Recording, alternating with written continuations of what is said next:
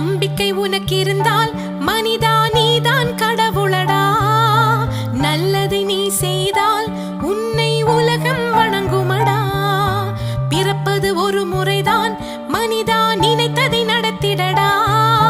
இறப்பது விடுமுறைதான், நீ இங்கு அதற்குள் ஜெயித்திட.